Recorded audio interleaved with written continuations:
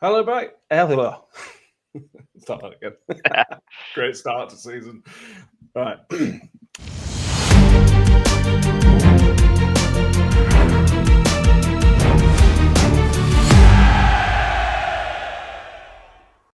Hello, everybody. Welcome back to a new season of the Scouting Report, where we look ahead to our next opposition. And with it being the first one, it's obviously the first opposition. And we look ahead to Port Vale coming to New York Stadium for the opener. We have Johnny from the Ale and the Vale podcast joining us. How are you doing? How are you doing, Johnny? Yeah, good. Thank you, Matt. How are you? Very, very good. Very excited for the season. They might end at 5 o'clock on Saturday, but that's the fun of football, isn't it? It is. Let's talk about how we got here. You guys, obviously, promotion last year, a very, very close League Two. I watched it from the outside last year, and it just seemed chaos at times. Just kind of talk us through with a brief rundown of last season and the joy of promotion. Yeah. So it ended really positively, obviously with promotion and stuff like that. Throughout the season, it was mad. I think we went on like a 12-game unbeaten run at one stage, and then didn't feel like we were ever going to win again during late November and December. And it just shows kind of how close the league was because we went on such a bad run and still ended second, but B, how mad the league was because you look at Doncaster, you look at Bradford and stuff where they were, you look how far ahead Walsall were and what Stoke recalling one player does. I'm sure they hugely regret that now, but thank you. But yeah, you just see how it panned out and stuff like that, and we were a little disappointed at the end of the season not to win it really. And that's not saying that promotion isn't great because we all end up in the same place. But looking back over the season, there's a few games where we look at it and went, we messed that up. Like we beat ourselves there. Barrow, for example, at home, we rotated heavily for that game, thinking that we could beat them, and it just didn't work. Like Paul Farman had the game of his life, so much so that Barrow's media team tweeted about the game for about 4 days straight. It was bizarre, but apparently local rivals Barrow now, so hoping to draw them in the cup going forward. But yeah, apart from that, it was straightforward promotion really, because as straightforward as they can be, because we were one of the biggest sides in the league, not being big-headed or anything, but we spent one of the biggest budgets, and we know that both of them things combined don't guarantee your success. Carlisle got relegated with the biggest budget in the league, but we signed well. Darren Moore doesn't suffer fools well. He's well liked in the game. He's a record breaker in the game, having played and managed now at all 4 steps. So only manager that can say that. So big up Darren, But yeah, there was a lot of highs last year, and it's set us in good stead. We signed a lot of League One players last year, and that was the big thing. Just to Darren Moore, we're familiar with him because he was Sheffield Wednesday manager or our local rival, so we're very well aware of him and the job he can do. It seemed a massive coup when he went to you guys, to be honest with you. That was a surprise that he left what was essentially a championship club because he got promoted, but obviously left before then.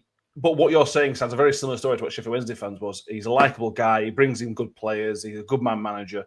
But sometimes in those games, he does weird, strange things which end up costing you. I think got you a line in the end, but it's sounds a similar story, to be honest with you. It is obviously, barring the 4-0 down in the playoff semi-final, it's pretty much the same sort of thing. Every player that comes in, and it could be fed the line sort of thing to say this, but every player that comes in says that they've come because of Darren Moore. Every one of them says that he rings them consistently to say, "Are you coming to sign?" I don't know if you've listened to Cam Humphry's interview, for example, but he says throughout his holiday, Darren Moore was ringing him, just checking in on him and stuff like that. And it's small things like that could it borders on, like, it could get annoying, but I suppose as a footballer, it's nice to feel loved. So it's that sort of thing, and I can't imagine a call from Darren Moore would like upset you too much because he's such a lovable guy. Yeah, better than Steve Evans ringing you every day while you're on holiday. If Steve Evans rang me, I'd just borrow his number. Like, horrid man.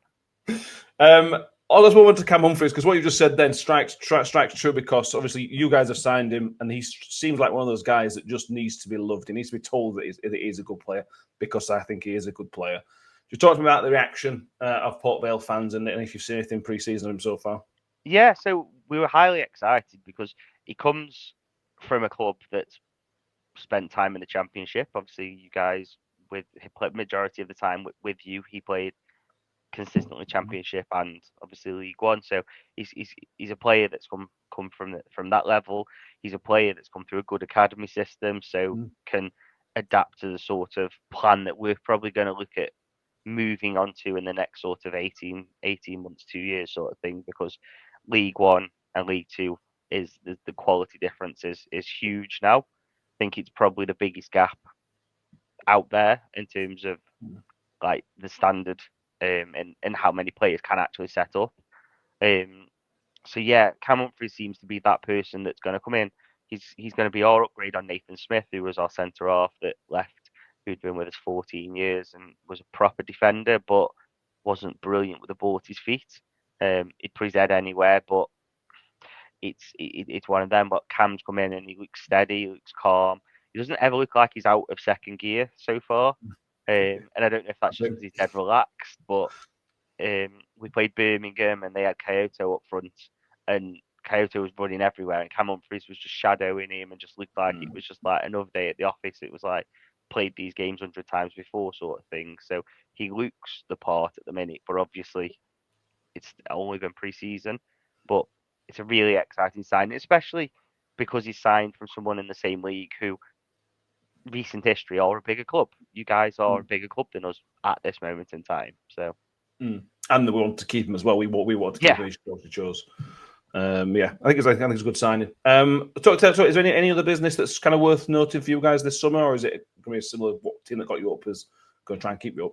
Yeah, so we're a similar team. We've signed 6 players in at the minute, and all of them, barring one that we signed, has had either Championship experience or promotion from League One.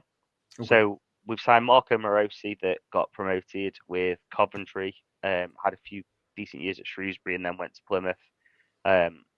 He went in as backup there and then had 2 games on loan at Cambridge last year, but tore his hamstring. So he's got experience of being up the top end of the league. We signed Jordan Gabriel from Blackpool, who's played in the Championship and higher end League One. Jordan Shipley signed again. He was in the same Coventry side as Morosi.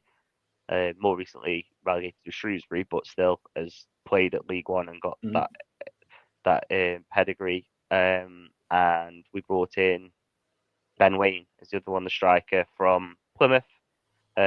He's very untested.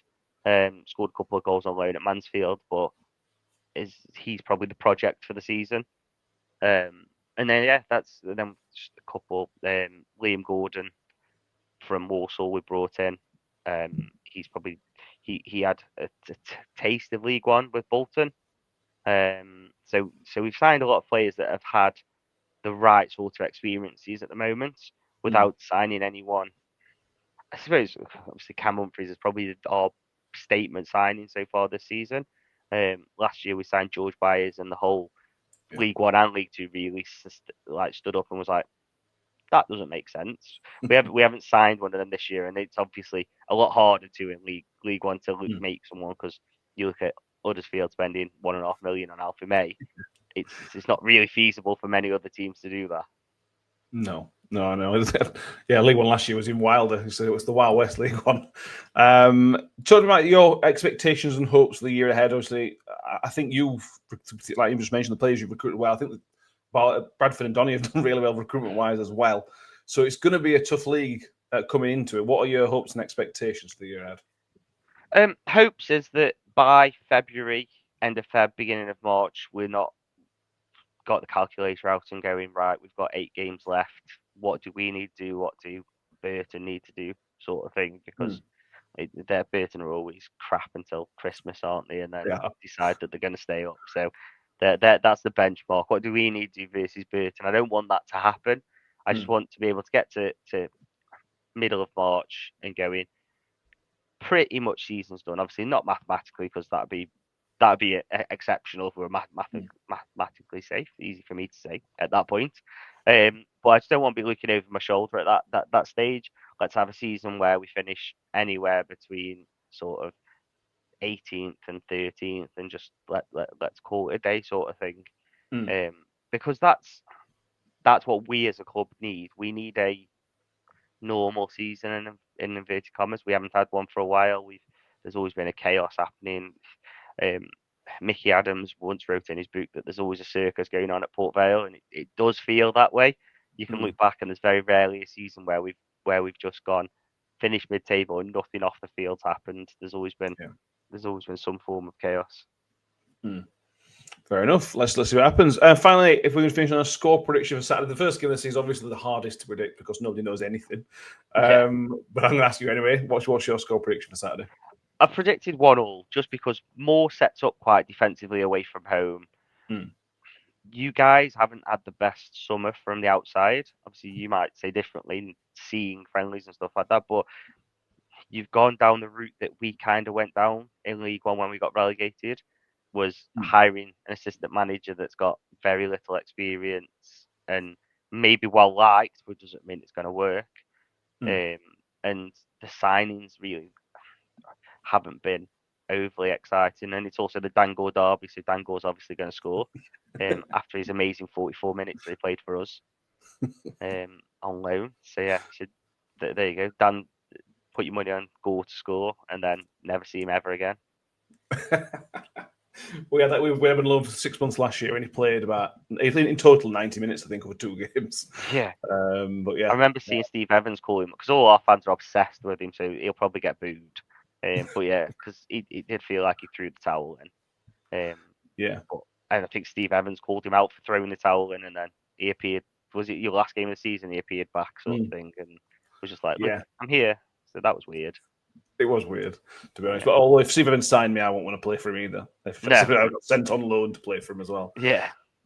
Anyway, thank you very much, Johnny. Make sure everybody checks out Ale and Vale podcast for their preview of the Rotherham game. If you're also watching on YouTube, make sure you subscribe and give the video a thumbs up. We will see everybody next time for the next Scout Report. And as always, up the Millers.